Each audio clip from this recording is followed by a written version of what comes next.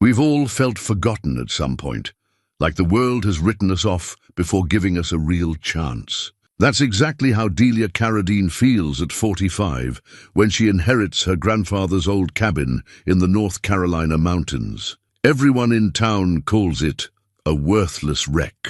The roof is caving in, the walls are rotting, and weeds grow through the floorboards. Neighbors shake their heads and tell her to tear it down. But her grandfather left her a letter saying there was something special hidden inside.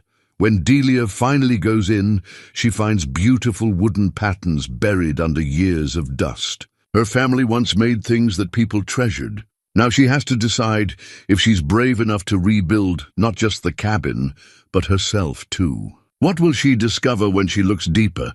Before we jump back in, tell us where you're tuning in from. And if this story touches you, make sure you're subscribed, because tomorrow I've saved something extra special for you. The morning mist clung to the mountainside, like old memories refusing to fade. Delia Carradine stood on what remained of the front porch, her weathered hands wrapped around a steaming cup of instant coffee, watching the sun struggle through the canopy of ancient oaks. At 45, she felt every year etched into her bones, the long hours at the consulting firm, the divorce that had drained her savings and spirit, the gradual realization that the life she'd built in Charlotte bore no resemblance to the dreams she'd once carried. The cabin behind her groaned in the morning breeze, a symphony of settling wood and rusty hinges that spoke of decades without care. Paint peeled from the siding like old skin, and the front steps sagged dangerously under even her modest weight. Vines had claimed the eastern wall, their tendrils creeping through broken windows and gaps in the foundation. What had once been her grandfather's pride, she remembered that much from childhood visits, now looked like nature's slow victory over human ambition, but it was hers now. The only thing Edwin Carradine had left behind when he passed 3 months ago, along with a letter that had arrived 2 weeks after the funeral. The envelope had been yellow with age, sealed with red wax that bore the impression of a small hammer crossed with what looked like a chisel. Inside, her grandfather's careful script had spelled out instructions that made little sense at the time. Look beneath what others see, Delia girl. The real treasure was always hidden from plain sight. She'd driven up from Charlotte yesterday, her Honda loaded with sleeping bags, canned goods, and a stubborn determination to understand what the old man had meant. The key had been right where his letter said it would be, under the third stone from the corner of what used to be a garden wall. The townspeople she'd encountered at the gas station had looked at her with a mixture of pity and amusement when she'd asked for directions to the Carradine place. "You Edwin's granddaughter?" the station owner had asked, his weathered face creasing with what might have been sympathy. "Heard he passed. Sorry for your loss." Then, with the directness mountain people were known for, "Hope you're not thinking of trying to live up there. That place has been falling down for 20 years. Be cheaper to buy a tent." Similar conversations had followed at the hardware store and the small grocery market. Everyone remembered Edwin Carradine, but their memories were tinged with the same gentle condescension she'd grown accustomed to in her corporate life. He'd been a character, they said, kept to himself mostly. Had some kind of workshop back there, but nobody knew what he made anymore. "Old-fashioned fellow," was how Martha Henley, the librarian, had put it. Always tinkering with wood and such. Never saw much come of it, though. Now, standing in the ruins of his world, Delia wondered if she'd made a terrible mistake. The practical part of her mind, the part that had thrived in boardrooms and quarterly reviews, whispered that she should cut her losses. Sell the land for whatever it would bring, pay off the rest of her divorce debts, and find a reasonable apartment back in Charlotte. Start over with what little remained of her savings and her bruised confidence. But something about the morning light, filtering through the broken shutters, reminded her of being 8 years old, sitting on this same porch while her grandfather whittled small animals from pieces of oak and maple. His hands had been sure then, carving rabbits and deer with a precision that had seemed magical to her young eyes. "Every piece of wood has a story hiding inside it, Delia girl," he told her. "You just have to be patient enough to let it speak." The memory stirred something she'd thought lost forever, a sense of wonder, of possibilities existing beyond spreadsheets and profit margins. She finished her coffee and walked back inside, her footsteps echoing hollowly on the warped floorboards. Dust motes danced in the shafts of sunlight that managed to penetrate the grime-covered windows, and she could smell decades of abandonment, old wood, mouse droppings, and something else, a faint trace of varnish and sawdust that spoke of work once done here. The main room was larger than it appeared from outside, with a stone fireplace dominating one wall and built-in shelves lining another. A narrow staircase led to what she assumed was a loft bedroom. Everything was covered in dust and debris, but underneath the neglect, she could sense the bones of something solid. The walls were straight, the floor level despite its warped surface. Someone had built this place to last. She pulled her grandfather's letter from her jacket pocket and read it again. The paper was soft with age, and his handwriting had the careful deliberation of someone who chose his words with purpose. Dear Delia, if you're reading this, then I'm gone and you're probably standing in what looks like a wreck. Don't let appearances fool you. This old place has kept more secrets than the mountains themselves. I know we lost touch these past years. Your grandmother always said you had too much of the world in you to be content with mountain ways, and maybe she was right. But blood calls to blood, and there's something here that belongs to you now. Look beneath what others see. The real treasure was always hidden from plain sight. You'll find the first key behind the loose stone in the garden wall. Third one from the southeast corner. What it opens will surprise you, I think. What you do with what you find is up to you. But I hope you'll understand why I kept it safe all these years. The workshop has been waiting for the right hands to bring it back to life. I believe those hands might be yours. With love and hope, your grandfather Edwin P.S. Don't let the townspeople discourage you. They mean well, but they've forgotten what we Carradines are capable of when we put our minds to something. The key he'd mentioned was still in her pocket. A small brass thing, worn smooth with age and use. She'd found it exactly where he'd said, but so far she hadn't discovered what it might open. There were no obvious locks on the doors she'd tried, and the few cabinets she'd managed to force open contained nothing but old dishes and moth-eaten linens. A knock at the front door interrupted her thoughts. She opened it to find a man in his 50s, wearing work clothes and a cautious expression. He had the kind of weathered face that spoke of outdoor work and honest living, with graying hair and hands that looked capable of fixing most anything. "Morning," he said, touching the brim of his baseball cap. "I'm Tom Bradley. I run the auto repair shop down the mountain. Heard Edwin's granddaughter was up here." His eyes took in the sagging porch and broken railings. "Thought maybe you could use some practical advice. Delia Carradine," she said, extending her hand. His grip was firm and calloused, "and I suspect I can use all the advice I can get." Tom's smile was genuine, if somewhat concerned. Edwin was a good man. Kept to himself mostly, but he was fair in his dealings. This place, though, he gestured at the cabin's deteriorating facade. It's been going downhill for a long time. Foundation's probably shot, roof needs replacing, and I'd be surprised if the well still works. You think I should sell it? I think you should be realistic about what you're taking on, Tom said carefully. Winter comes early up here, and it comes hard.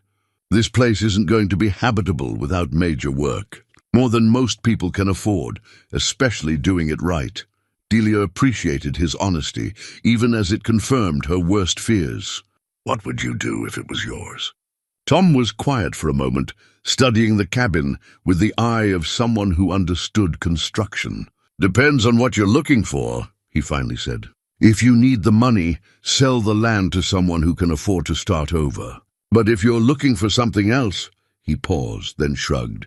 Well, Edwin always claimed this place had good bones. Might be worth finding out if he was right.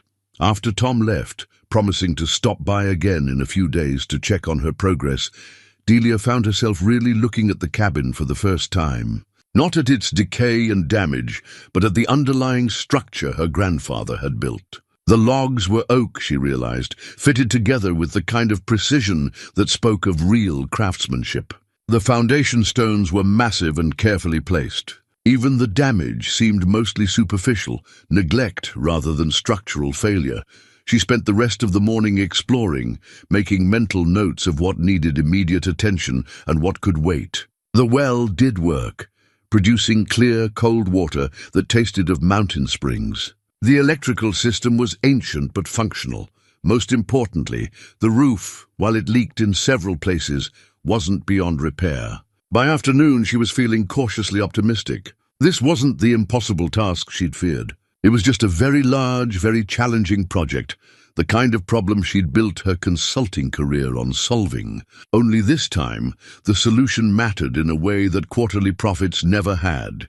The key in her pocket seemed to grow heavier as the day wore on. A constant reminder that she still hadn't found what her grandfather had hidden. She'd looked behind every obvious panel, checked every cabinet and closet, even examined the floorboards for signs of a concealed compartment. Whatever Edwin Carradine had wanted her to find, he'd hidden it well. As evening approached and the mountain air grew cool, Delia built a fire in the old stone fireplace. The chimney drew well, filling the room with warmth and the comforting scent of burning oak. She sat cross-legged on her sleeping bag, studying her grandfather's letter by firelight, looking for clues she might have missed. That's when she noticed something odd about the fireplace itself. The stones were fitted with the same precision she'd observed in the cabin's construction, but one stone, about knee-high on the left side, seemed slightly different. The mortar around its edges was cleaner, newer looking than the rest. Her heart racing with possibility, Delia knelt beside the fireplace and pressed against the stone. It shifted slightly under pressure. She worked her fingers around its edges, and with a grinding sound of stone against stone, it moved inward, revealing a small cavity behind. Inside, her fingers found a folded piece of paper and something else, something smooth and carved. She pulled both items into the firelight and gasped at what she saw. The paper was another note in her grandfather's handwriting. "The first step is always the hardest, but you've taken it. What you hold now opened doors for 3 generations of Carradines. Use it well." The carved object was a piece of wood, unlike anything she'd ever seen. It was no bigger than her palm. But every surface was covered in intricate inlay. Work.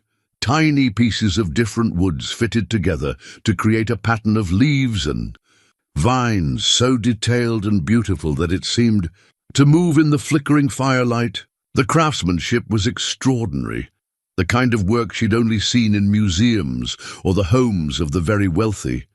And suddenly, holding that small masterpiece in her hands, Delia understood why her grandfather had been so careful to hide his work. This wasn't the hobbycraft of an old mountain man. This was art of the highest caliber, work that belonged in galleries and private collections. Work that represented not just skill, but a tradition of excellence that had somehow survived in this forgotten corner of the mountains. The brass key in her pocket suddenly felt warm against her fingers, and she knew, with the certainty that comes from deep recognition, that tomorrow she would find what it opened.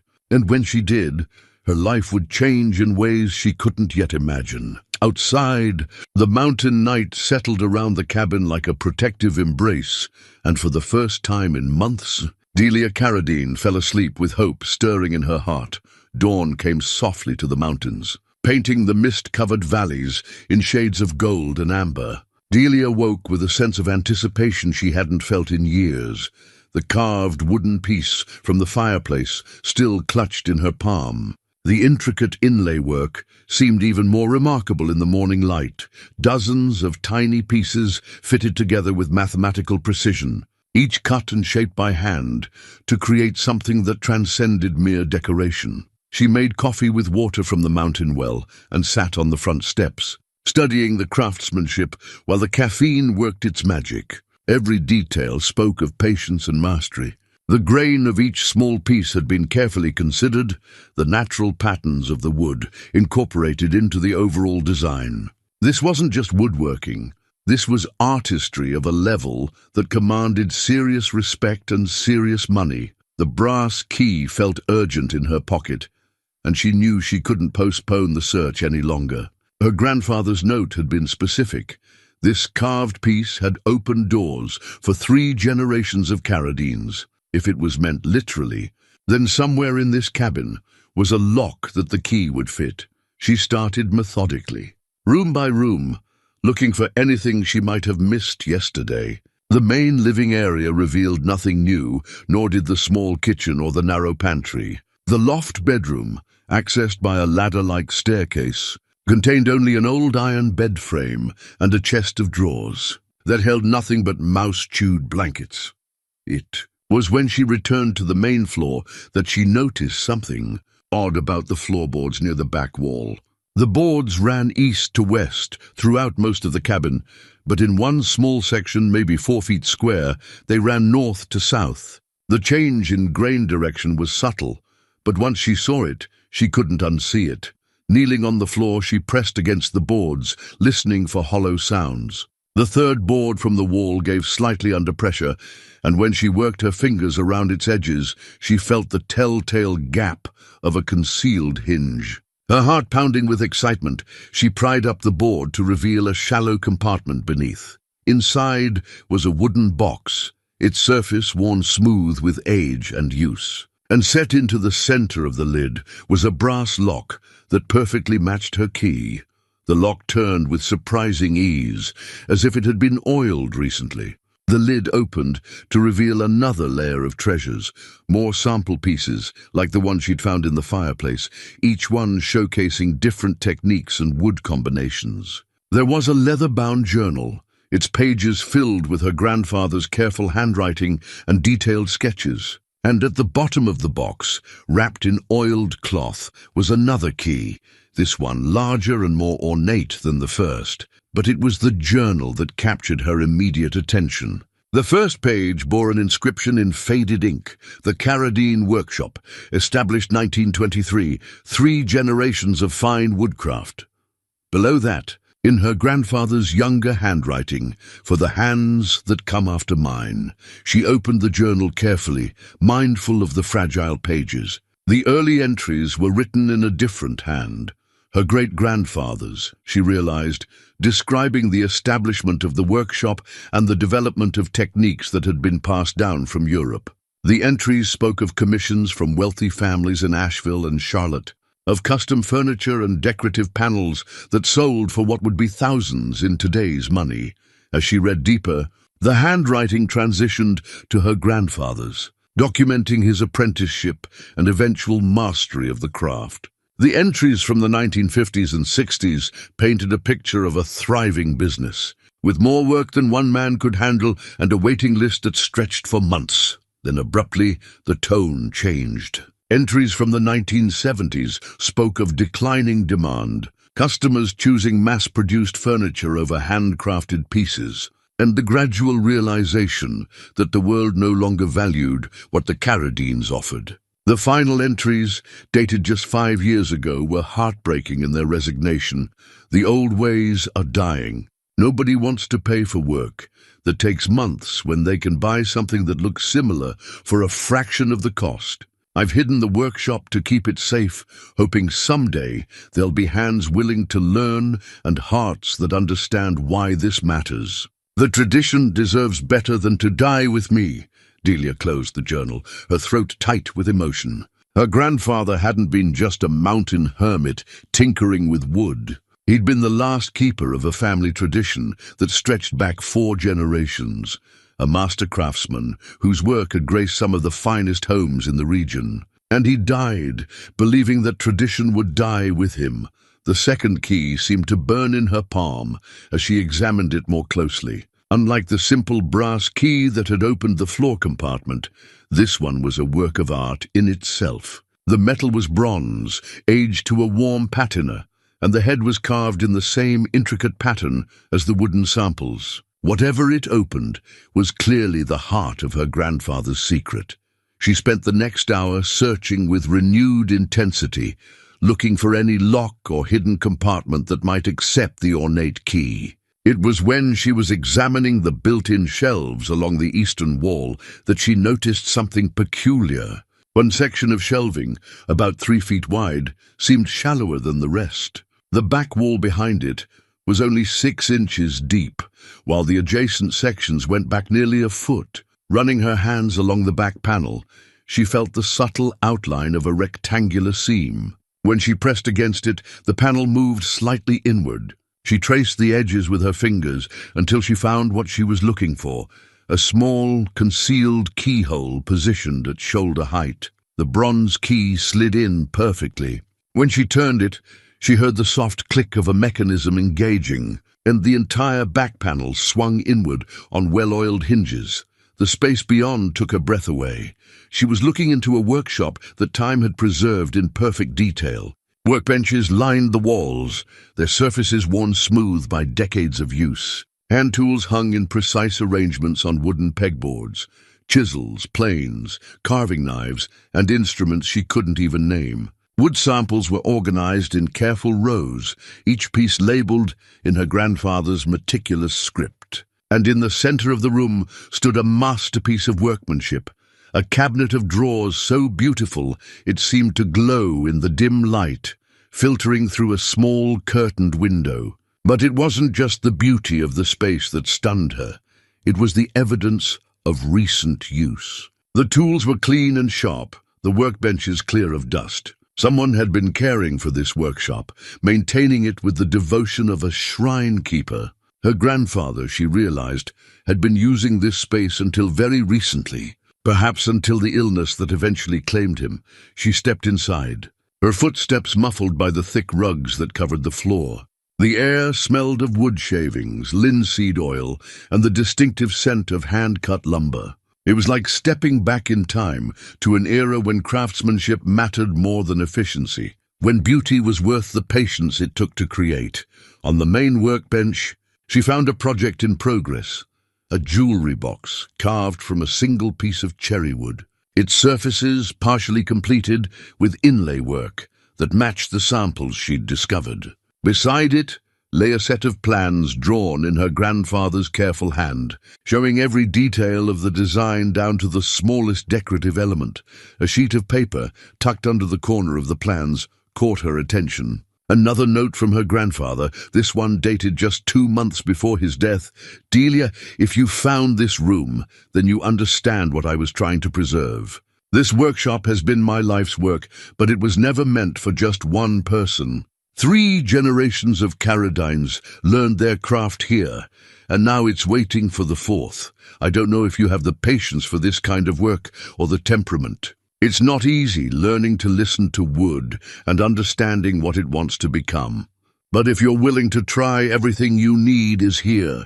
The tools, the techniques, the wood, even some of the old commission records if you want to understand what this business once was. The choice is yours, granddaughter. You can seal this room back up and sell the land, and no one would blame you. Or you can take up the tools and see what your hands might create. Either way, you'll have my blessing. But if you choose the workshop, remember this: what we make here isn't just furniture or decoration. It's legacy made tangible, tradition given form. In a world that seems to value speed over beauty, maybe that still matters. The tools are waiting, standing in that hidden workshop, surrounded by the accumulated wisdom of generations. Delia felt something shift deep inside her chest. The corporate executive who had driven up the mountain 2 days ago, cynical, burned out, ready to cut her losses, seemed like a stranger now. In her place stood someone she barely recognized, but somehow remembered. A young girl who had once watched her grandfather's hands transform raw wood into wonder. She picked up one of the carving knives, testing its weight and balance. The handle fit her palm as if it had been made for her, worn smooth by hands that shared her blood and her heritage. For the first time since her divorce, since her professional disappointments, since all the small defeats that had brought her to this mountain, Delia Carradine felt like she was exactly where she belonged. Outside, she could hear a vehicle approaching up the rough mountain road. The sound of the engine grew louder, then stopped near the cabin. Voices carried on the morning air, more than one person, and they didn't sound friendly. Delia quickly locked the workshop and replaced the false back panel, pocketing both keys. Whatever was happening outside, she wasn't ready to share her grandfather's secret with anyone else. Not yet. Not until she understood what it might mean for her future and the future of the Carradine name. The voices were getting closer, and there was something in their tone that suggested this wasn't going to be a social call. 3 men stood on her front porch, and none of them looked like they were bringing good news. The leader was a thin man in his 60s, wearing a suit that looked expensive but out of place in the mountain setting. Behind him stood 2 younger men in work clothes, their arms crossed and expressions carefully neutral. Miss Carradine. I'm Howard Brennan from the County Planning Office. These gentlemen are from the Building Inspection Department. He gestured to his companions. We've had reports about someone attempting to occupy this structure. I'm afraid there are some serious safety concerns we need to address. Delia stepped onto the porch, pulling the door closed behind her. Good morning, Mr. Brennan. I wasn't expecting an inspection this early in my renovation process. Brennan's smile was professional but cold. Well, that's part of the problem, Miss Carradine. You can't legally occupy a structure that hasn't passed basic safety inspections. And frankly, just looking at this place from the outside, I can see multiple code violations. He pulled out a clipboard and began making notes. Unsafe porch railings, damaged roof, probable foundation issues. We're going to have to red tag this property. Red tag. Condemned for human habitation, one of the inspectors said. You'll need to vacate immediately and bring everything up to current building codes before anyone can live here again. The words hit Delia like a physical blow. She'd been here less than 2 days, and already the bureaucracy was moving to shut her down. How long would that process take? Brennan consulted his clipboard. Current building codes for mountain construction. You're looking at 6 months minimum, assuming you can afford the necessary work. More likely a year or more. And that's if the structure is even worth saving, which, he shrugged, letting his doubt speak for itself. What if I'm not actually living here? What if I'm just visiting, working on the property during the day? That's your choice, Brennan said. But you can't sleep here, can't use it as a residence in any way. And any substantial renovations will need permits and inspections every step of the way. He handed her a thick packet of papers. These are the forms you'll need to start the process. I'd recommend consulting with a contractor who specializes in historic renovation, assuming you want to proceed. After they left, Delia sat on the front steps and stared at the paperwork. The forms were intimidating, pages of regulations and requirements, estimated costs that made her savings account look pathetic, and timelines that stretched far beyond what she'd imagined. The practical voice in her head was getting louder, pointing out that this was exactly the kind of bureaucratic nightmare she'd moved to the mountains to escape. But then she thought about the workshop hidden behind the false wall, about her grandfather's tools waiting for hands, willing to learn their secrets. Some battles were worth fighting, even when the odds seemed impossible. She drove down to the small mountain town of Cedar Creek, a collection of maybe 24 buildings clustered around a single main street. The hardware store looked like it hadn't changed much since the 1950s, with wooden floors that creaked under her feet and the kind of personal service that had vanished from most of the world. "You're Edwin's granddaughter," the owner said when she introduced herself. It wasn't a question. Apparently word traveled fast in small communities. "I'm Ray Hutchins. Your grandfather was a good customer over the years. Sorry for your loss. Thank you. I'm trying to figure out what it would take to bring the cabin up to current building codes. Do you know anyone who might be able to help with that kind of project?" Ray scratched his graying beard thoughtfully. "Depends on how much you want to spend and how fast you want it done. Tom Bradley, you probably met him already, does good work and he's honest. But a project like that," he shook his head, "that's a big job for a place that's been empty so long. What would you do if it was your place? Me? I'd probably sell the land and use the money for something more practical." Ray's expression softened. "But then again, I never saw Edwin work the way some folks remember. My dad used to say your grandfather could make wood do things that seemed impossible. Said he had hands that could coax beauty out of the most stubborn piece of timber. The comment surprised her. "You remember his work?" "Not personally, but my dad did some business with Edwin back in the day. Custom pieces for some of the wealthy folks who had summer places up here. Dad always said Edwin's work was museum quality, the kind of craftsmanship you don't see anymore." Ray paused, studying her face. "Of course, that was a long time ago. Most folks nowadays have forgotten what that kind of work looked like." That afternoon, Delia found herself at the Cedar Creek Public Library, a small stone building that looked like it had been built to last forever. The librarian was a woman in her 70s, with silver hair and bright, intelligent eyes behind wire-rimmed glasses. "You must be Delia," the woman said before Delia could introduce herself. "I'm Martha Henley. I knew your grandfather fairly well. He was one of our regular patrons, always checking out books on woodworking techniques and art history." Martha's expression grew thoughtful. "He was particularly interested in European craftsmanship traditions. Spent a lot of time reading about guild systems and apprenticeships. I'm trying to learn more about his work," Delia said. "About the family business, I guess. Do you have any local history that might mention the Carradines?" Martha's face lit up with the enthusiasm of a born researcher. "Oh my, yes. The Carradines were quite well known in these parts, back in the day. Let me show you something." She led Delia to a small local history section and pulled out a thick, leather-bound volume. "This is a collection of historical society articles from the 1960s. There's a wonderful piece about local craftspeople that features your great-grandfather." The article made Delia's heart race. There, in black and white photographs that had yellowed with age, were examples of Carradine workshop pieces that took her breath away. Dining room sets with inlay work so intricate it looked like jewelry. China cabinets that seemed to glow with inner light. Custom architectural elements, mantelpieces, built-in bookcases, decorative panels that transformed ordinary rooms into showcases of artistry. According to the article, Martha said, the Carradine workshop was considered one of the finest custom furniture makers in the Southeast. They had clients from as far away as Atlanta and Richmond. The waiting list for a major piece was usually 6 months to a year. What happened to it all? "The business, I mean," Martha sighed. "Same thing that happened to a lot of traditional crafts, I suppose. Times changed. People started wanting furniture they could buy today instead of furniture they'd have to wait for. The mass-produced stuff got better and cheaper, and the market for handcrafted pieces just disappeared."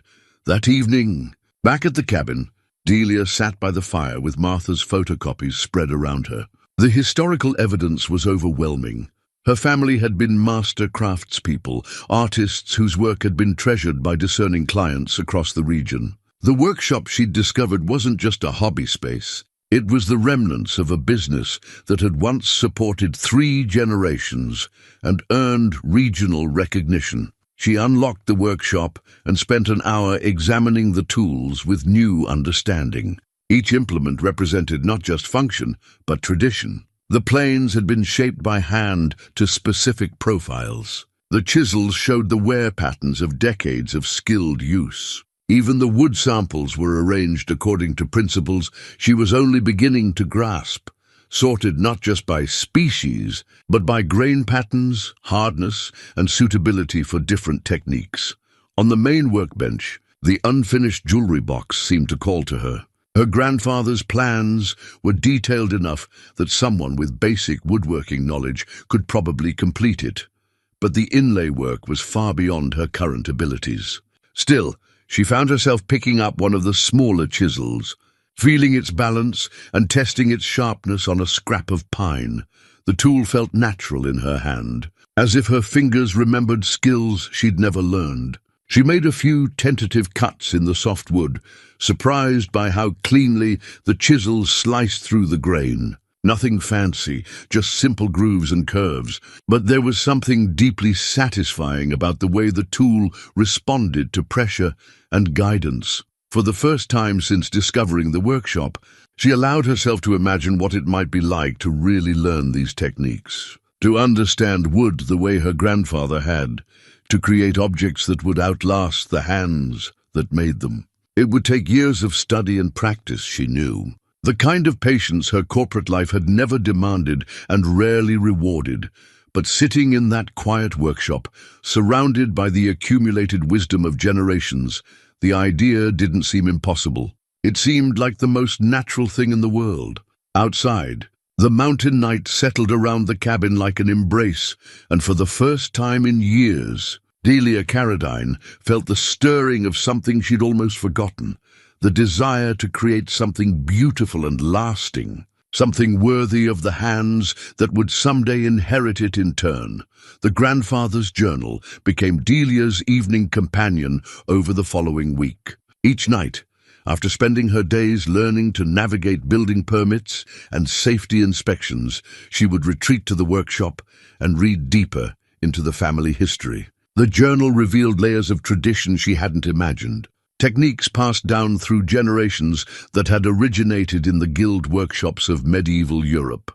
Her great-great-grandfather had brought the knowledge from Germany in the 1890s, carrying his master craftsman credentials and a small collection of specialized tools across the Atlantic. The early journal entries spoke of establishing the workshop, finding suitable local woods, and adapting old-world techniques to American tastes and materials. By the 1920s, the Carradine name had become synonymous with quality throughout the region, but it was the personal entries that moved her most deeply. Her grandfather had written not just about techniques and projects, but about the spiritual aspects of the craft. "Wood has memory," one entry read. "Every ring tells the story of a season, every grain pattern records the struggle between wind and root. When you learn to read those stories, you can work with the wood instead of against it." Another passage, written during what appeared to be a difficult period in the 1970s, spoke to something deeper.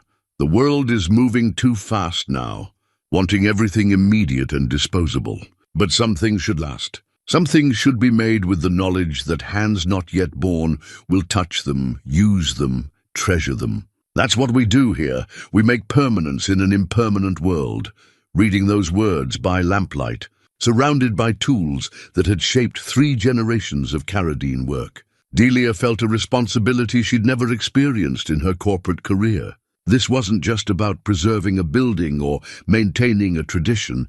It was about keeping alive a way of understanding the world that valued patience, quality, and the long view of human creation. During the day, she threw herself into the practical challenges of renovation with the systematic approach that had made her successful in business. She hired Tom Bradley to assess the structural issues and found, to her relief, that his initial concerns had been overly pessimistic.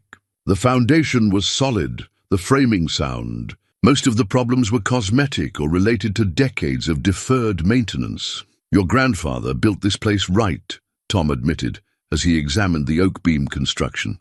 "It's going to need a new roof and some electrical work, but the bones are good. Better than good, actually. This kind of joinery work, these hand-cut mortise and tenon joints, you don't see craftsmanship like this anymore. The permit process proved more challenging than the actual construction needs." Howard Brennan seemed determined to find obstacles at every turn, requiring additional inspections and documentation that other properties somehow avoided. After her 3rd trip to the county office in 2 weeks, Delia began to suspect the harassment was more personal than procedural. "He's protecting someone's interests," Martha Henley observed when Delia stopped by the library to research building codes and precedents. "Howard's been in that job for 20 years, and he's never been this thorough with renovation permits before. Someone's putting pressure on him to make this difficult for you, but why? It's not like I'm disturbing anyone up here." Martha's expression grew thoughtful. "Edwin always said this land was worth more than people realized. Maybe someone's hoping you'll get discouraged and sell." The possibility hadn't occurred to Delia, but it made sense. Mountain property near the National Forest was becoming increasingly valuable as more city people looked for retreat locations. Her grandfather's isolated acreage, with its water rights and forest access, could be worth considerably more than she'd imagined. But the evening's work in the workshop pushed such concerns aside. She had begun attempting her first real project, Not the ambitious jewelry box her grandfather had left unfinished, but a simple cutting board that would let her practice basic techniques without risking valuable materials. The process was humbling. What looked straightforward in her grandfather's sketches proved maddeningly difficult in practice. Getting the wood to cut cleanly required understanding grain direction, moisture content, and tool angles she'd never considered. Her first attempts produced ragged cuts and splintered edges that bore no resemblance to the smooth, precise work she saw in the finished examples around the workshop. But there were moments, brief, tantalizing glimpses, when everything came together. When the chisel bit into the wood just right, when the plane shaved off a curl of shaving thin as paper, when she could feel the tool working with the wood instead of against it. Those moments kept her going through the frustrations, giving her hope that somewhere inside her inexperienced hands lay the potential her grandfather had believed in. "The wood will teach you," she read in one of his journal entries. "But you have to be patient enough to listen.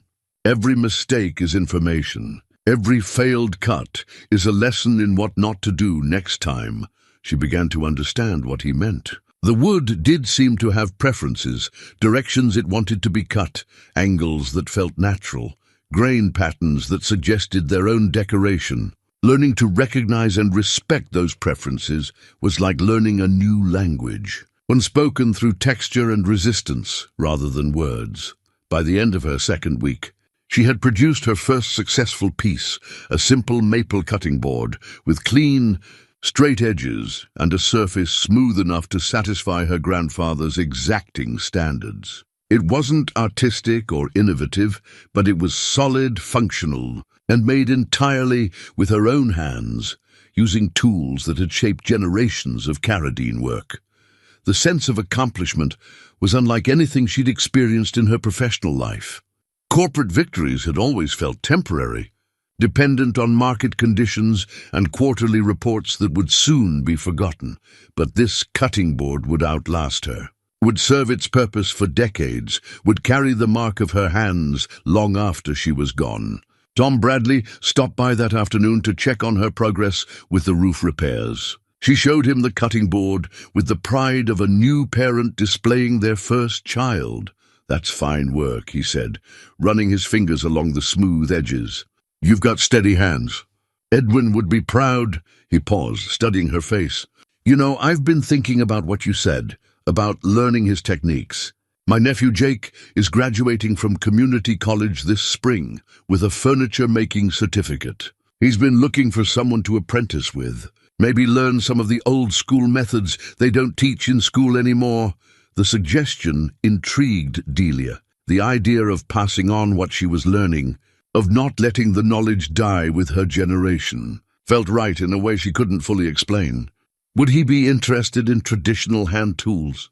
No power equipment, no shortcuts? Jake's got patience, and he respects the craft.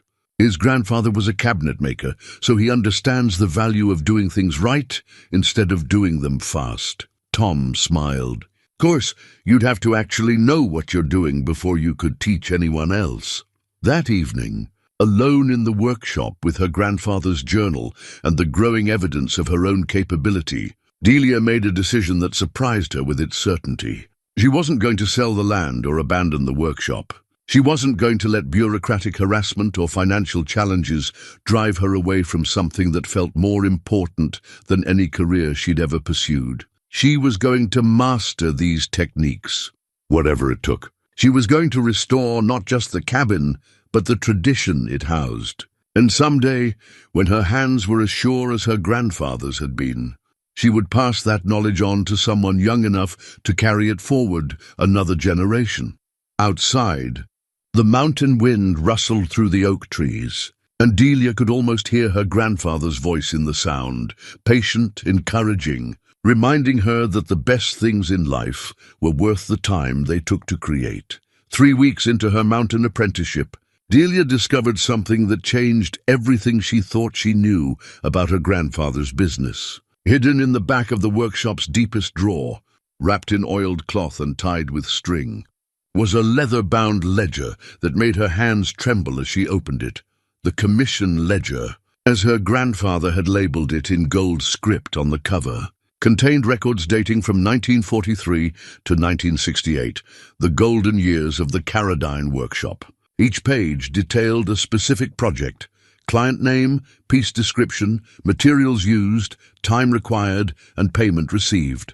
But it was the names that made her breath catch in her throat. The Vanderbilts had commissioned a dining room set in 1955. The Morgans had ordered custom built-ins for their Asheville estate. Governors, senators, and industrialists, whose names she recognized from history books, had all sought out the Caradine workshop for pieces that would grace their finest rooms. The payments recorded, thousands of dollars in 1950s. Money represented fortunes by today's standards. Custom walnut secretary with mahogany, inlay and secret compartments, read one entry from 1962. Client, Mrs. Charlotte. Pemberton Reynolds, Richmond. VA payment, $2,800.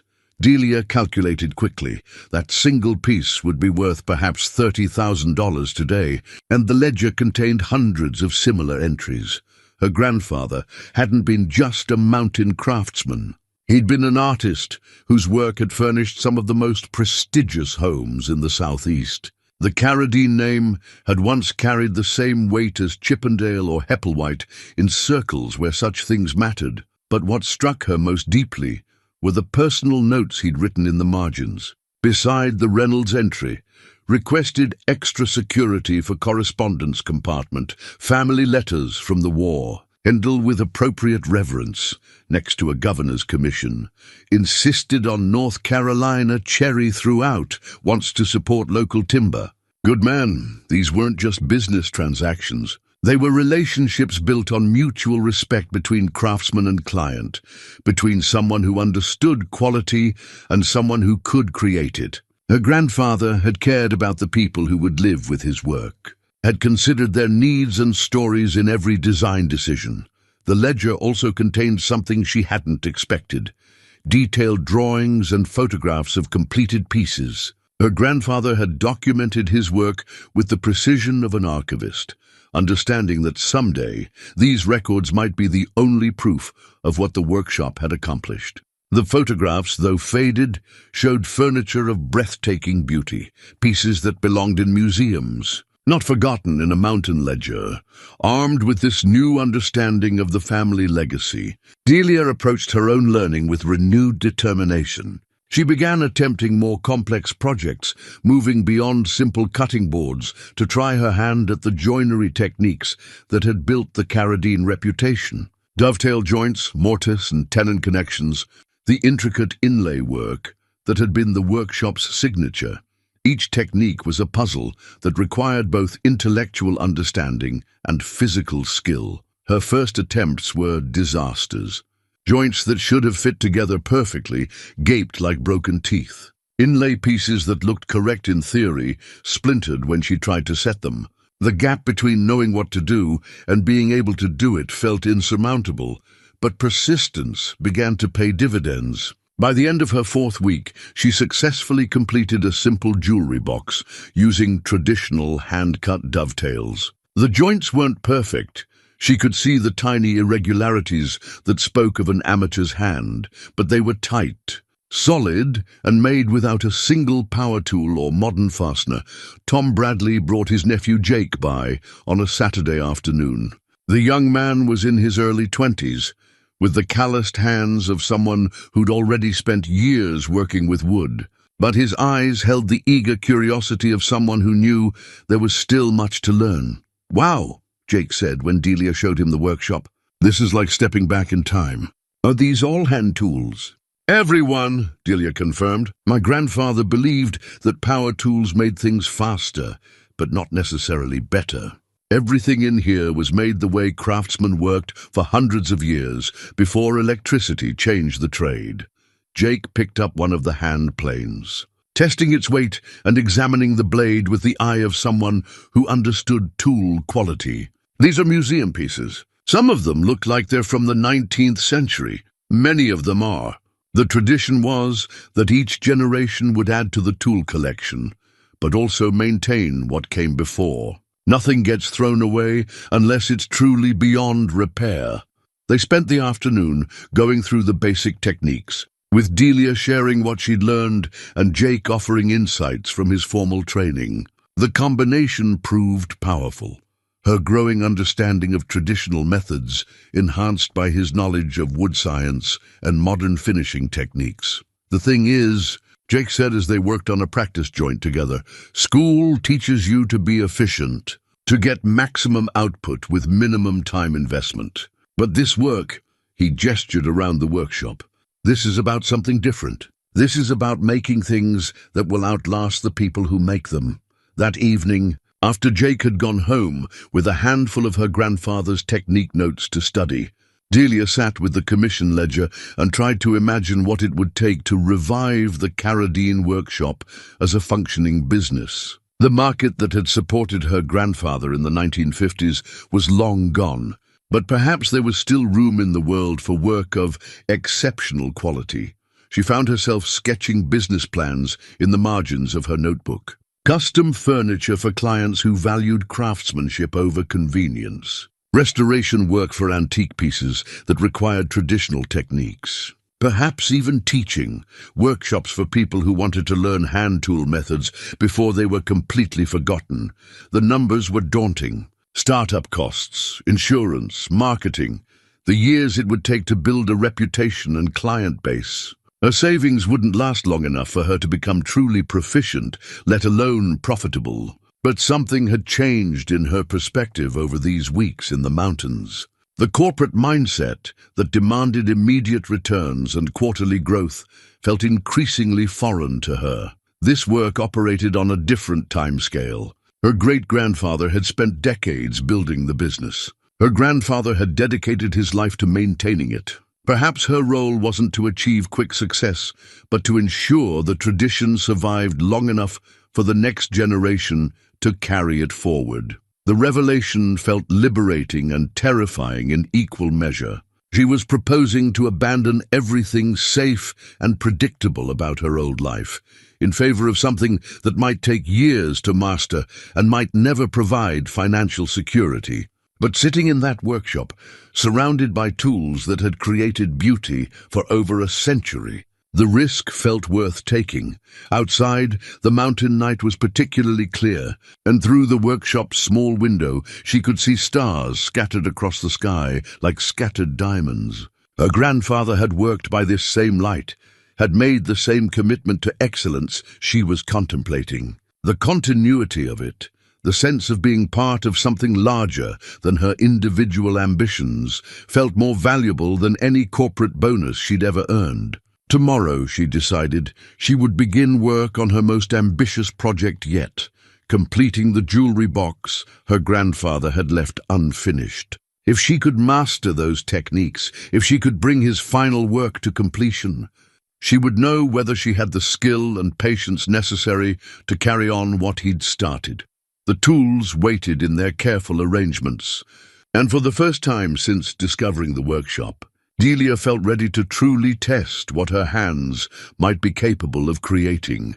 The morning Delia decided to tackle her grandfather's unfinished jewelry box, she discovered something that stopped her cold. Tucked inside the partially completed piece was a small cloth bundle she hadn't noticed before. When she unwrapped it carefully, her breath caught in her throat. The bundle contained a set of carving tools, unlike anything else in the workshop. Each piece was smaller than her pinky finger, with handles made from what looked like ancient ivory, and blades forged from steel so fine it seemed to glow in the workshop's lamplight. The tools were worn smooth by generations of use, and each one bore tiny markings that she gradually recognized as names. Heinrich Carradine, 1847, Wilhelm Carradine, 1873, Edmund Carradine, 1899.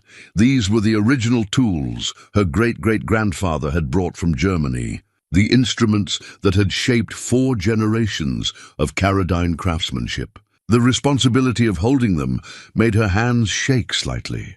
These weren't just tools, they were relics. Family treasures that connected her directly to the masters who had established the tradition she was now attempting to continue. A note in her grandfather's handwriting was wrapped with the tools. "These belong to the masters before us. Use them only when you're ready to attempt work worthy of their legacy. The box will tell you when that time comes." Looking at the jewelry box with new eyes, Delia began to understand what her grandfather had meant. The inlay work he'd planned wasn't merely decorative. It was a masterpiece that would require every technique the workshop had developed over 4 generations. Geometric patterns that demanded mathematical precision. Flowing organic designs that required an intuitive understanding of wood grain and movement. Details so fine that they could only be achieved with tools like the ones she now held.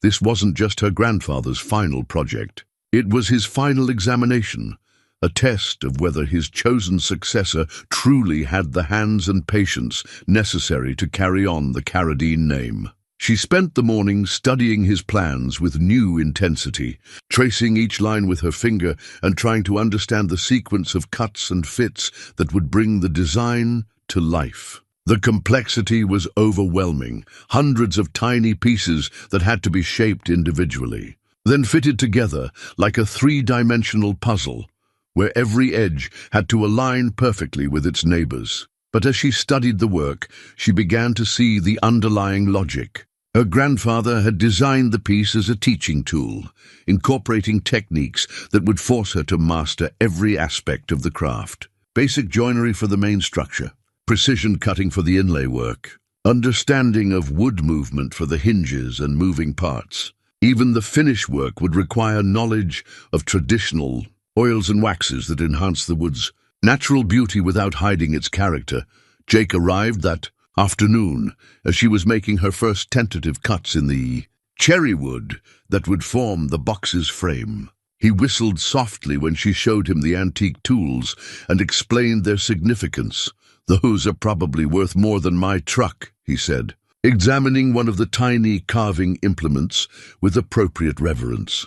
Museums would kill to have tools with that kind of provenance. The fact that your grandfather trusted you with them, that says something about what he thought you were capable of. They worked together in comfortable silence for several hours, Jake helping her understand the grain patterns in the cherry, while she guided him through the traditional marking and measuring techniques her grandfather's journal described. The collaboration felt natural, like something that had been meant to happen. 2 generations learning from each other, bridging the gap between formal education and traditional apprenticeship.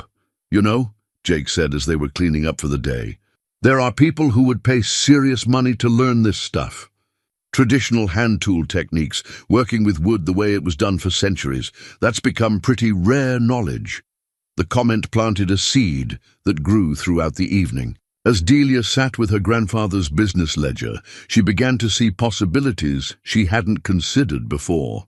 The market for custom furniture might have changed, but the desire to learn traditional crafts seemed to be growing. People were increasingly interested in working with their hands, in creating things that would last, in connecting with techniques that predated the modern world's obsession with speed and efficiency. What if the workshop could serve a new purpose? Not just creating custom pieces, but teaching the techniques to others who wanted to learn. Weekend workshops for hobbyists, week-long intensives for serious students, perhaps even formal apprenticeships for young craftspeople like Jake who wanted to understand the old ways before they disappeared entirely. The idea energized her in a way that the business projections for custom furniture never had.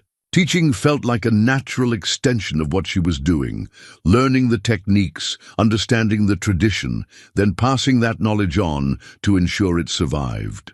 It would also provide income while she continued to develop her own skills, making the workshop financially sustainable without requiring her to master every technique before she could begin supporting herself. But first, she had to prove she was worthy of the tools she'd inherited. The jewelry box remained her test, her grandfather's final challenge to determine whether she truly understood what she'd undertaken. Over the following weeks, she threw herself into the project with an intensity that surprised her. Each morning, she would unlock the workshop and spend hours working on individual components, cutting inlay pieces so small they could barely be handled with normal fingers, fitting joints that had to be perfect because there was no room for error in wood this thin, creating mechanisms that would allow drawers to slide smoothly for decades of use. The work was meditative in a way her corporate career had never been. Each cut required complete focus, absolute presence in the moment. There was no room for distraction, no possibility of multitasking. The wood demanded her full attention, and in return it taught her patience, precision, and the deep satisfaction that came from creating something beautiful with her own hands. Jake became a regular visitor, stopping by several evenings a week to help with the project and absorb the techniques she was learning. Their collaboration deepened her understanding. Having to explain each step forced her to truly comprehend what she was doing, while his questions often revealed aspects of the work she hadn't fully considered. "It's like meditation," Jake observed one evening as they worked on particularly delicate inlay pieces. "You can't think about anything else when you're doing this. All the noise in your head just goes away." Delia nodded, understanding exactly what he meant. The constant anxiety that had plagued her corporate years, the worry about deadlines, performance reviews, market conditions, had gradually faded during her weeks in the workshop. In its place was a different kind of concern, whether this joint would fit properly, whether that piece of wood would split when she tried to curve it, whether her hands were steady enough to execute the design her mind could envision. But these concerns felt clean, immediate, solvable through skill and patience rather than politics and compromise. When she made a mistake in the workshop, she could see it immediately and either fix it or start over. The feedback was honest and direct, unlike the ambiguous metrics that had governed her previous career. As the jewelry box slowly took shape under her hands, Delia began to understand something profound about the difference between work and craft. Work was what you did to earn money, to meet external expectations, to fulfill roles others had defined for you. Craft was what emerged when your deepest capabilities met challenges worthy of them, when the thing you were making mattered more than the recognition or reward it might bring. She was becoming a craftsperson, she realized. Not just someone who worked with wood, but someone whose identity was shaped by the pursuit of excellence in creating beautiful, lasting things. It was a transformation that went deeper than career change. It was a fundamental shift in how she understood herself and her place in the world.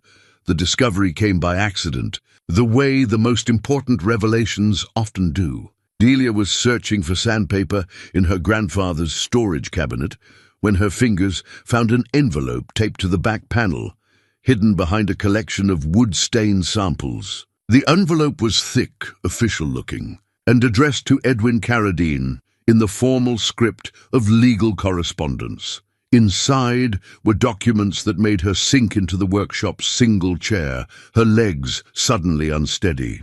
Property surveys, mineral rights assessments, and water usage permits, all dated within the past 5 years, all bearing her grandfather's signature, and all revealing a truth that changed everything she thought she knew about her inheritance. The Carradine property wasn't just 40 acres of mountain land with a rundown cabin.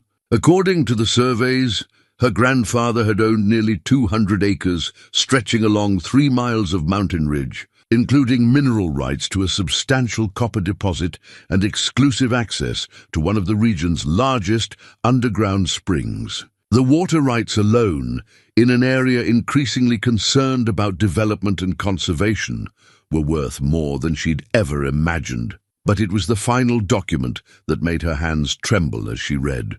A formal appraisal, commissioned just 6 months before her grandfather's death, valued the complete property at $2.8 million. The cabin and immediate grounds, that everyone had dismissed as worthless, represented less than 10% of her actual inheritance. A handwritten note from her grandfather was clipped to the appraisal.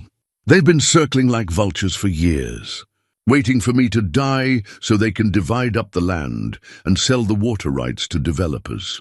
I've kept quiet about what we really own.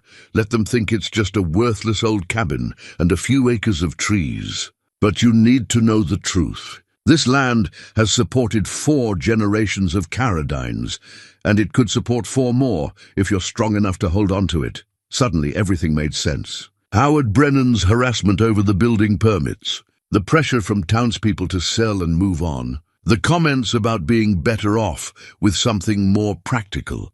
They hadn't been trying to help her. They'd been trying to discourage her from staying, hoping she'd give up and put the property on the market. Her grandfather had been protecting more than just a family craft tradition. He'd been safeguarding a legacy worth millions, and he'd hidden that value so well that even she hadn't understood what she'd inherited until now. The revelation was overwhelming. She owned one of the largest undeveloped properties in the county, with resources that could make her wealthy beyond anything her corporate career could have provided. She could sell tomorrow and retire comfortably, never having to worry about money again, but she could also understand why her grandfather had been so secretive. Development pressure in mountain communities was intense, driven by wealthy outsiders seeking retreat properties and local officials eager for the tax revenue that luxury developments would provide. If word got out about the true extent of her holdings, the pressure to sell would become overwhelming. The documents also explained something else that had puzzled her. Several entries in her grandfather's business ledger mentioned clients who had become family friends, people who had visited the workshop regularly even after their commissions were complete. Looking at the names with new understanding, she realized these weren't just customers, they were wealthy. Conservationists who shared her grandfather's commitment to preserving mountain traditions and natural resources. One name particularly caught her attention: Charlotte Pemberton Reynolds, the Richmond woman who had commissioned the Walnut Secretary with secret compartments. According to a note in the ledger's margin, Mrs. Reynolds had visited the workshop multiple times over the years, not for additional commissions, but to document traditional crafts techniques for the Smithsonian Institution's Folk Arts Archive. The phone number was still in her grandfather's address book. When Delia called, she reached a woman in her 80s, whose voice carried the cultured accent of old Virginia money and the sharp intelligence of someone who had spent her life championing important causes. Edwin's granddaughter, Mrs. Reynolds said when Delia introduced herself. "I wondered when I would hear from you. He spoke of you often, you know. Always hoped you would find your way back to the mountains eventually." Her voice warmed. "I assume you've discovered the workshop by now?" "Yes, ma'am. I've been trying to learn some of his techniques. It's more challenging than I expected. All worthwhile things are." Edwin understood that. He also understood that some traditions are worth preserving even when the world seems determined to forget them. Mrs. Reynolds paused. "I suspect you've also discovered that you've inherited more than just a cabin and a craft workshop." The directness of the statement caught Delia off guard. "You know about the property situation?" "My dear, I helped Edwin research the mineral rights and water assessments. When development pressure started building in the area, he asked for my advice on how to protect what your family had built. I've been waiting for someone to call me ever since he passed. They arranged to meet the following week, and Mrs. Reynolds's visit opened Delia's eyes to possibilities she hadn't considered. The elderly woman arrived in a Range Rover that looked like it could handle any terrain. Accompanied by a younger man she introduced as her grandson, an environmental lawyer who specialized in conservation easements and historic preservation. "The craft tradition your grandfather maintained is invaluable from a cultural preservation standpoint," Mrs. Reynolds explained as they sat in the restored main room of the cabin. "But combined with the natural resources and undeveloped forest, this property represents something even more significant. It's a complete ecosystem, cultural and environmental, that could serve as a model for sustainable mountain community development." Her grandson, Michael, spread maps and legal documents on the table. "There are ways to protect both the craft tradition and the land itself through conservation easements and historic designations. You could maintain ownership while ensuring the property can never be developed inappropriately. The mineral rights and water access would provide income but under strict environmental controls. More importantly, Mrs. Reynolds added, you could establish this as a teaching center. Traditional crafts workshops, environmental education, sustainable forestry practices. There are foundations that would provide substantial funding for that kind of program. The scope of what they were proposing was breathtaking. Instead of choosing between preserving her grandfather's legacy and securing her financial future, she could do both while creating something larger than either goal alone. The Caradine property could become a place where traditional mountain culture was not just preserved, but actively taught, where people could come to learn both craft techniques and environmental stewardship. But the proposal also meant accepting a level of public attention and responsibility that intimidated her. She would no longer be a private individual learning a craft in solitude. She would be the steward of a significant cultural and environmental resource, with obligations to funders, students, and the broader community. That evening, alone in the workshop with the documents spread around her, Delia tried to process the magnitude of what she'd learned. 3 months ago, she'd been a burned-out corporate consultant with a failed marriage and a dwindling savings account. Now she was potentially the guardian of a multi-million-dollar property and a tradition that institutions like the Smithsonian considered worthy of preservation. The jewelry box she'd been working on sat on the bench, nearly complete now. The intricate inlay work caught the lamplight, creating patterns that seemed to shift and flow as she moved around the piece. It was beautiful, the finest work she'd ever done, possibly the finest work she'd ever be capable of doing, but holding the property documents, understanding the true scope of what her grandfather had entrusted to her. She realized the jewelry box was just the beginning. It wasn't the culmination of her learning, but the foundation for something much larger. Her grandfather had hidden the workshop to protect it from a world that no longer seemed to value such things. But perhaps the world was ready to value them again, if they were presented in the right way, in the right context. Perhaps there was room for traditional crafts and environmental conservation to exist together, each strengthening the other. The decision, when it came, felt inevitable. She couldn't walk away from this responsibility, couldn't sell the land and let the tradition die with her grandfather's generation. Too much had been invested, too much preserved, too much trusted to her care. She was going to fight for it all, the workshop, the land, the tradition, and the vision of something new that could emerge from their combination. It would be the greatest challenge of her life. But sitting in that workshop, surrounded by tools that had shaped 4 generations of beautiful things, she felt ready to meet it. The weeks following Mrs. Reynolds' visit passed in a blur of planning, preparation, and increasingly urgent work on the project that would determine everything. Delia had committed to completing her grandfather's final design, not just the jewelry box he'd left unfinished, but the masterpiece that would serve as her graduation piece, her proof that she was worthy to carry on the Caradine name. The masterpiece was ambitious beyond anything she'd attempted.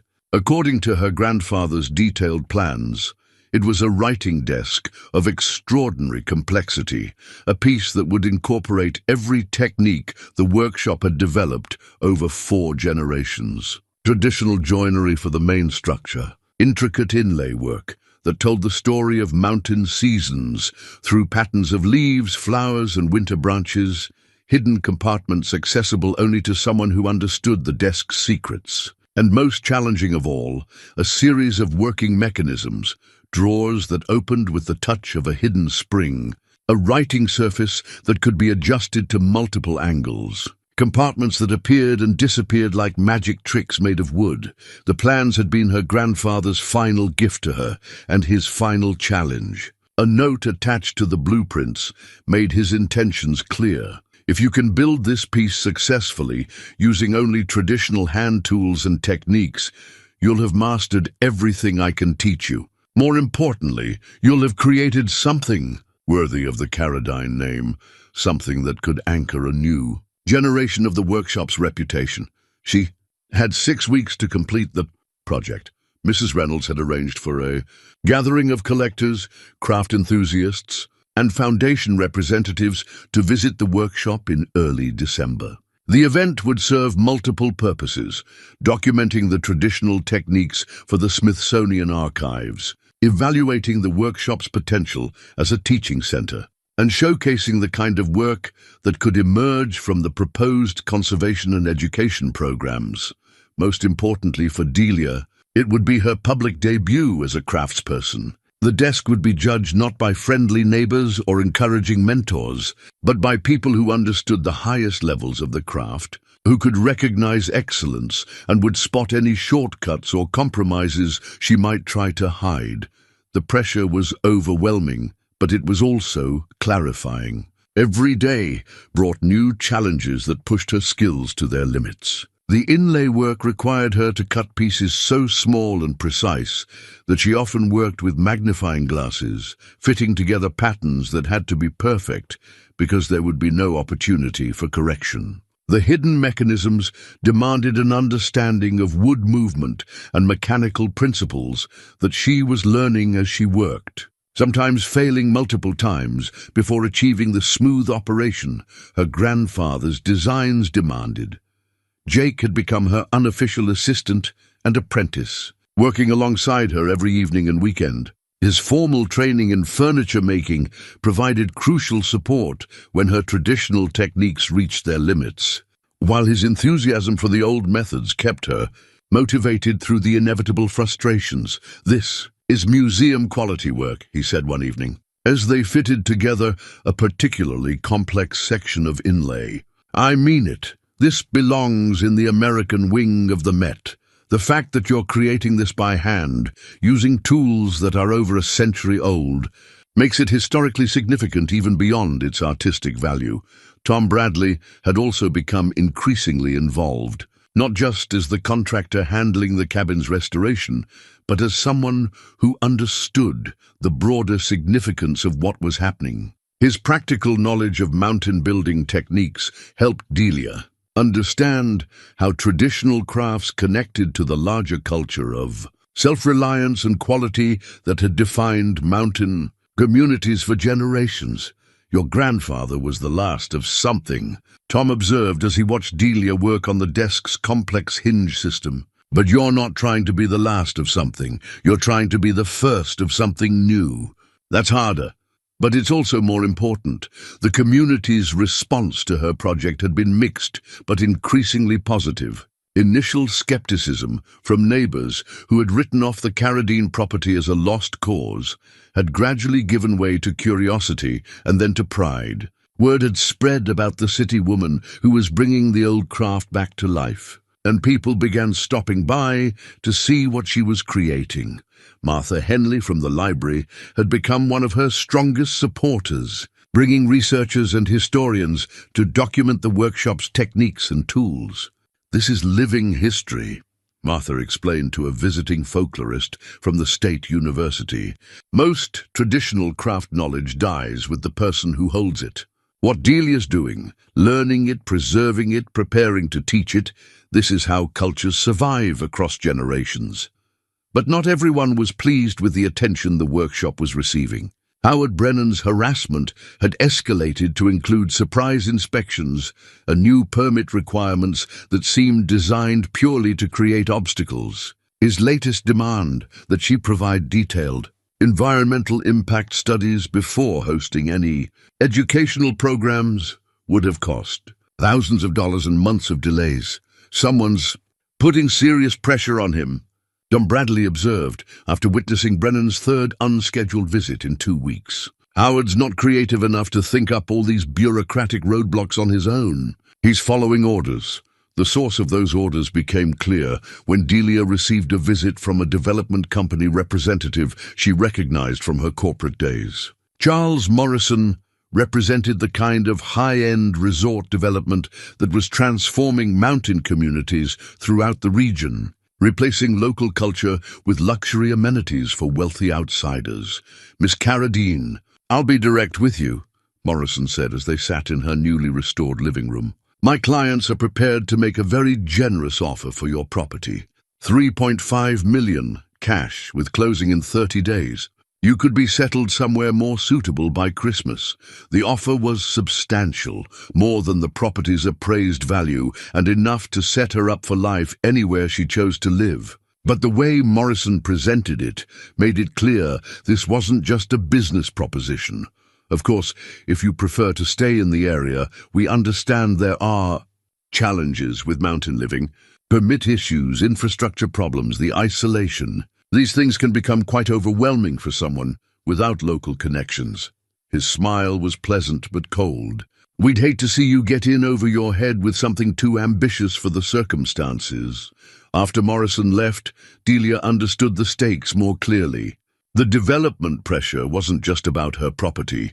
It was about the entire character of the mountain community.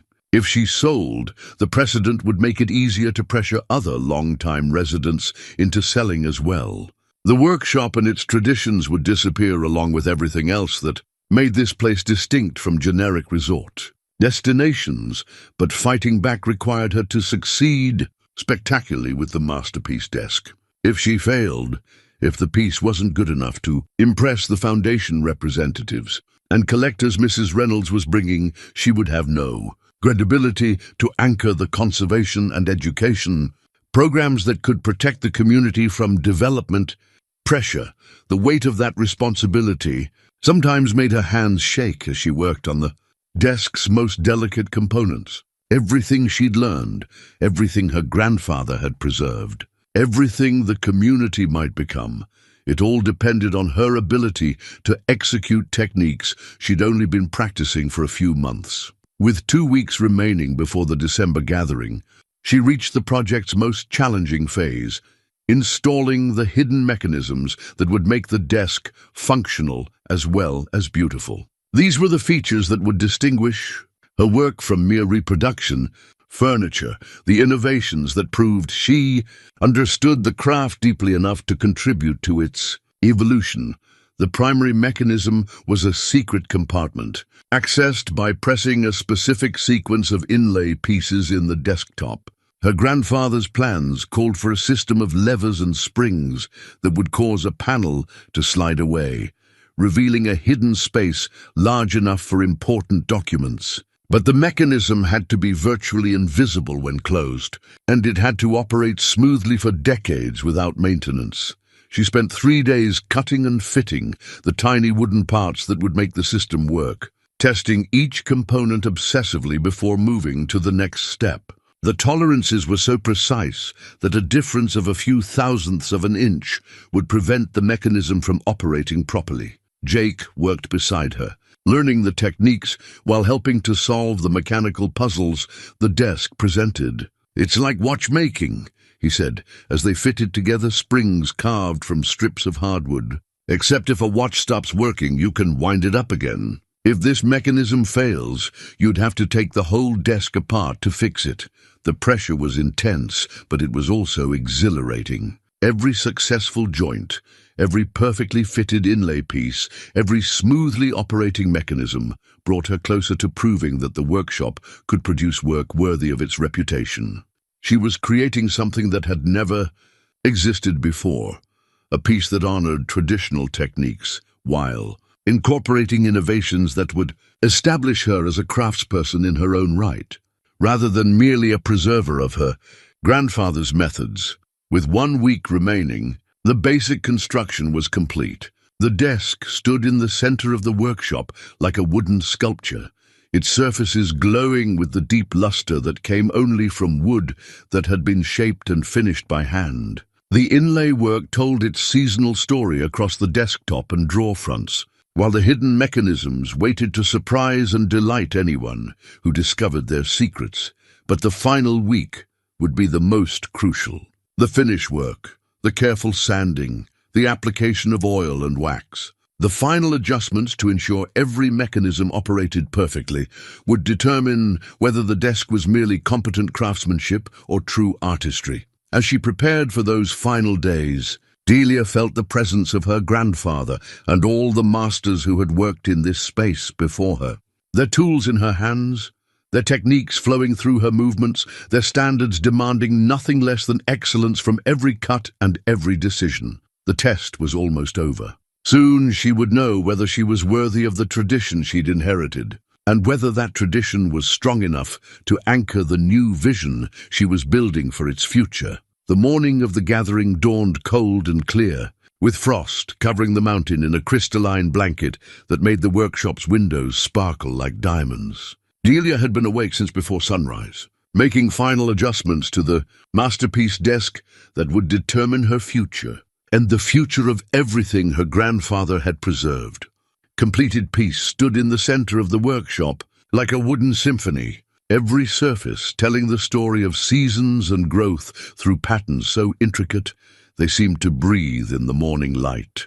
The desktop showed spring flowers giving way to summer leaves, then autumn's brilliant colors, finally culminating in winter's stark beauty, rendered in pale woods that caught the light like snow. Hidden throughout the design were the mechanisms that would reveal the desk's secrets to those patient enough to discover them. Mrs. Reynolds arrived first, accompanied by her grandson Michael and a small convoy of vehicles carrying the collectors, foundation representatives, and craft experts who would evaluate Delia's work. Among them were curators from the Smithsonian, professors from the nation's finest art schools, and private collectors whose approval could make or break a craftsperson's reputation.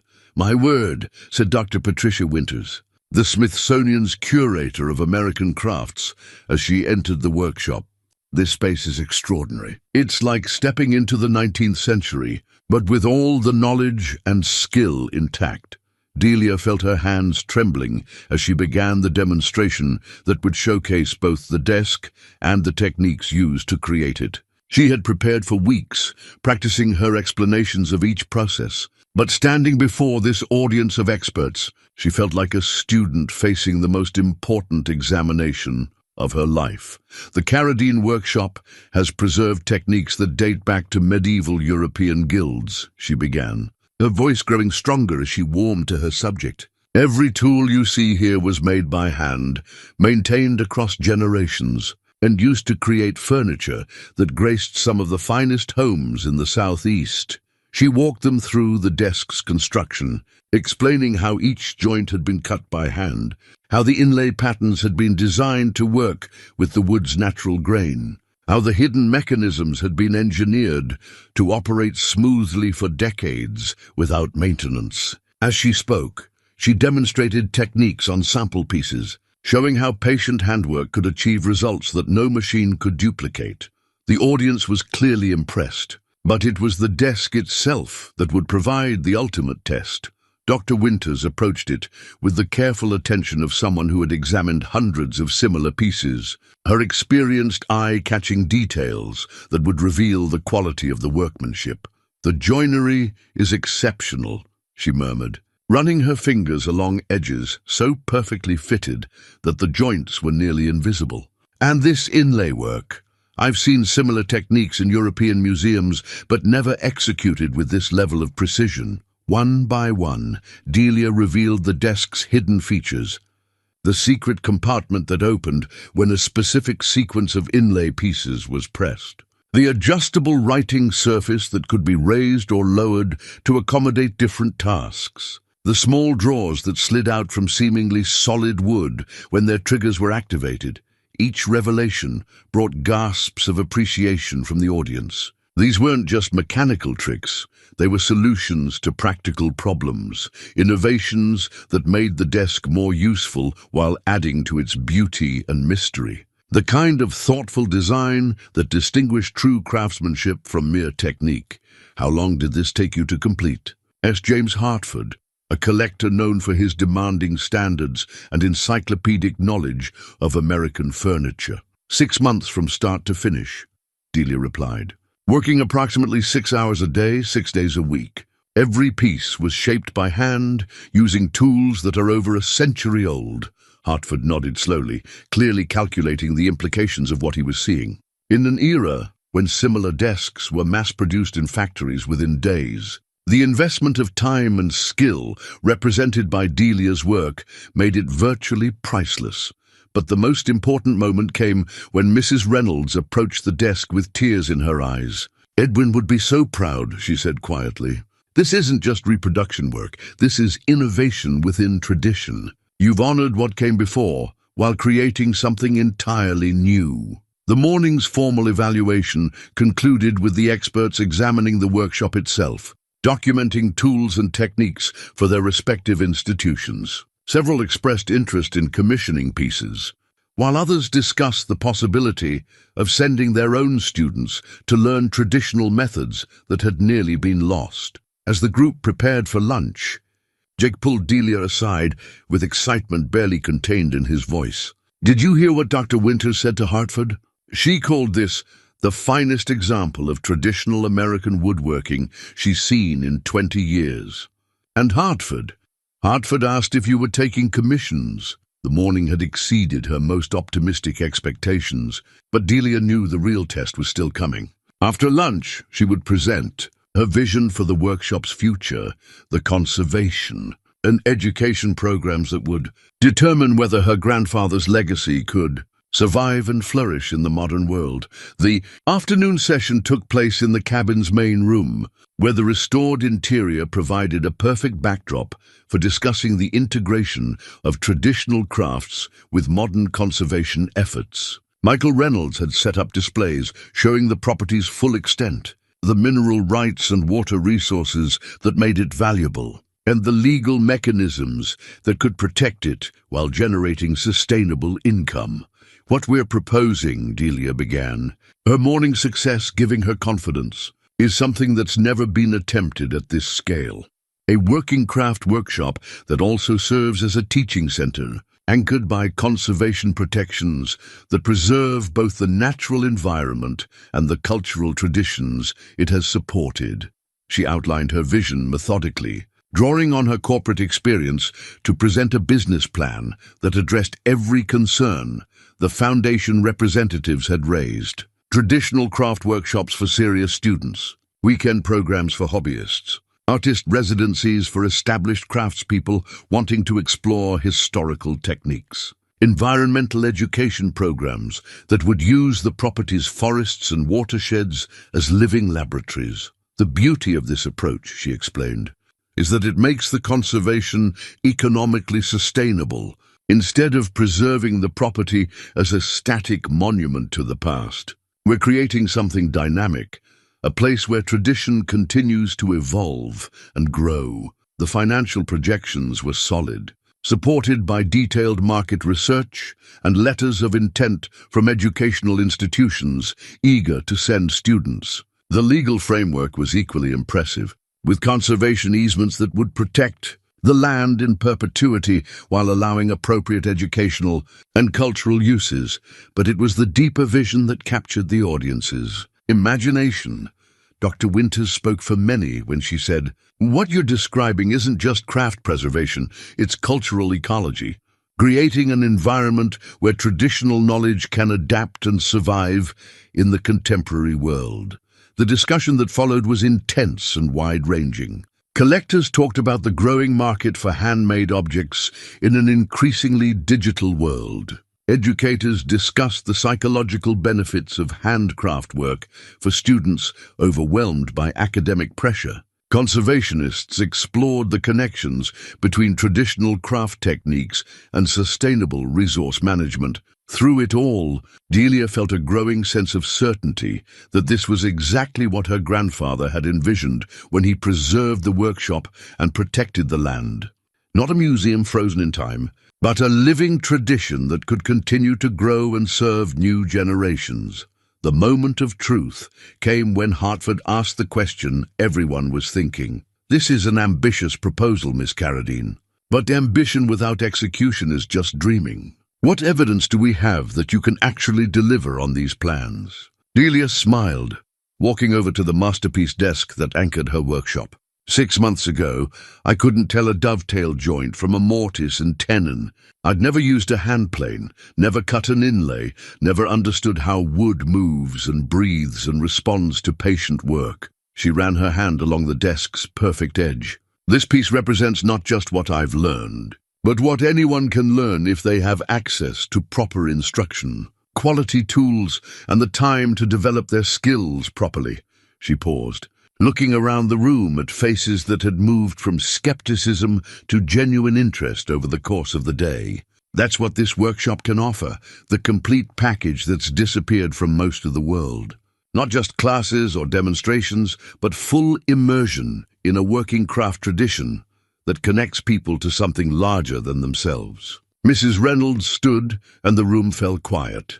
Her endorsement would carry enormous weight with the foundation representatives who would ultimately decide the project's funding. "I've been collecting American crafts for 40 years, she said, her voice carrying the authority of someone whose opinion shaped markets. "I've seen countless examples of traditional work, and I've watched dozens of revival efforts fail because they focused on nostalgia instead of excellence." She gestured toward the desk. "What Delia has accomplished here, mastering techniques that took her grandfather decades to perfect, and then creating something that honors tradition while advancing it, this is the real thing." The vote, when it came, was unanimous. The foundations would provide funding, the educational institutions would send students, the legal protections would be put in place. The Caradine Workshop would become the anchor for a new model of cultural and environmental conservation. As the visitors prepared to leave, each one took time to examine the masterpiece desk once more, understanding they had witnessed something rare, the birth of a tradition that could bridge past and future. Orders for commissioned pieces were already being discussed. Plans for the first formal workshop sessions were taking shape, standing in her grandfather's space, surrounded by tools that had shaped 4 generations of beautiful things. Delia felt the profound satisfaction that comes from meeting a challenge worthy of one's best efforts. She had proven herself worthy of the legacy she'd inherited. More importantly, she had created a foundation strong enough to support whatever came next. The workshop was no longer just a repository of old knowledge. It had become what her grandfather had always hoped it might be, a bridge between the wisdom of the past and the possibilities of the future, a place where beauty and tradition could find new ways to flourish in a changing world. 6 months later, on a warm morning in early June, Delia stood on the front porch of the completely restored cabin and watched the first official workshop students arrive for what would become an annual tradition. The building behind her bore no resemblance to the wreck she'd inherited just over a year ago. The roof was solid, the windows clear, and the porch railings were sturdy enough to support the carved sign that announced Caradine Workshop, Traditional Crafts Education Center, established 1923. Renewed 2025. The sign itself was a masterpiece of the craft, hand-carved oak with inlay work that told the story of the workshop's renewal through patterns of growth, seasons, and continuity. Jake had created it as his graduation piece after completing the first formal apprenticeship program the workshop had offered. He would be staying on as her assistant instructor, helping to teach the next generation of students who wanted to understand what their hands could create, given proper guidance and time. The morning's arrivals included a retired engineer from Atlanta who wanted to understand pre-industrial construction techniques, a furniture designer from New York seeking inspiration from historical methods, and a young woman fresh from art school who had driven from California specifically to study Caradine inlay work. They represented the kind of diverse, dedicated students who made the teaching programs both challenging and rewarding. "Morning. Miss Caradine," called Tom Bradley as his truck pulled into the circular drive that had replaced the old dirt track. These days, he served as the workshop's general contractor, overseeing the construction of student dormitories and additional workspace that kept the programs growing while preserving the essential character of the place. "Got those new workbenches loaded up. Jake said you wanted them in place before the afternoon session." The expansion had been carefully planned to maintain the workshop's intimate scale while accommodating increased demand. The original space remained exactly as her grandfather had left it, but adjacent buildings now housed additional workstations, a library of craft books and historical documents, and living quarters for students attending the intensive month-long programs that had become the workshop's signature offering. Martha Henley emerged from the main cabin carrying a stack of historical documents. Her role as the workshop's archivist had evolved into something approaching full-time work as researchers from universities across the country sought access to the Carradine family papers and the oral history project she was conducting with longtime mountain residents. The Smithsonian Courier will be here this afternoon for the latest documentation, Martha reported. Dr. Winters is particularly excited about the photographs of Edwin's work from the 1960s that we found in the attic. Apparently, several pieces she's been tracking have been identified from those images.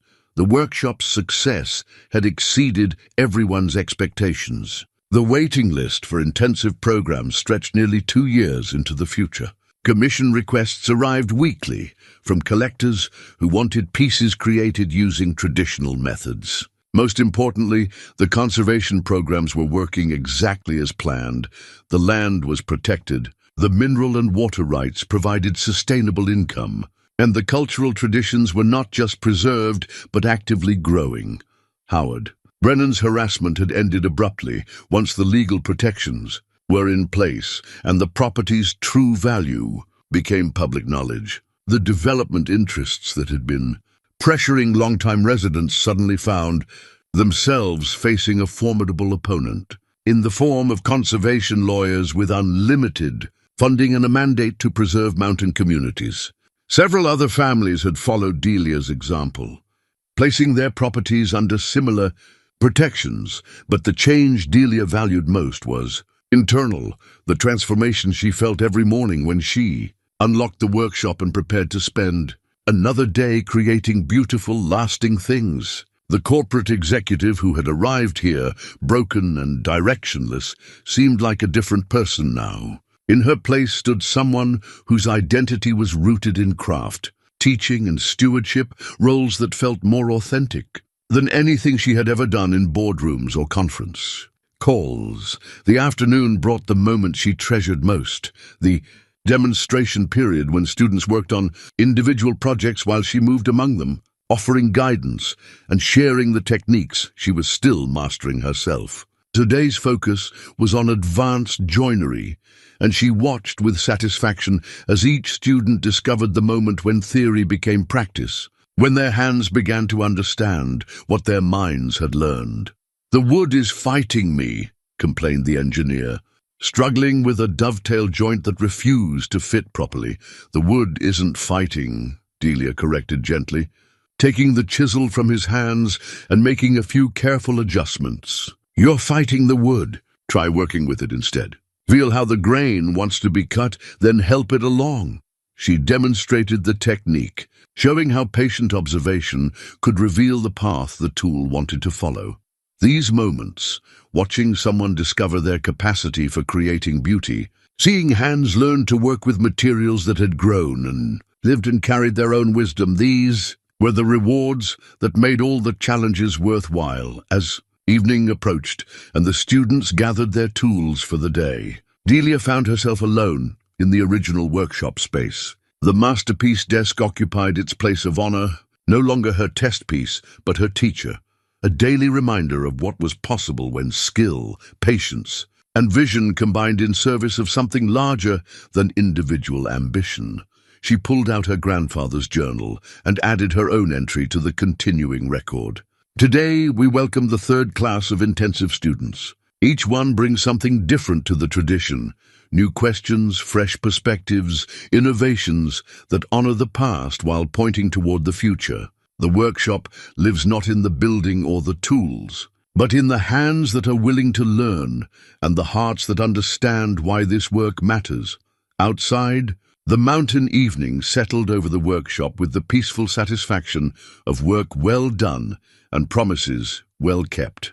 The tradition was safe, growing, and ready for whatever the next generation would bring to it. In the end, that was exactly what her grandfather had hoped for when he preserved these tools and techniques through the lean years when the world seemed to have forgotten their value.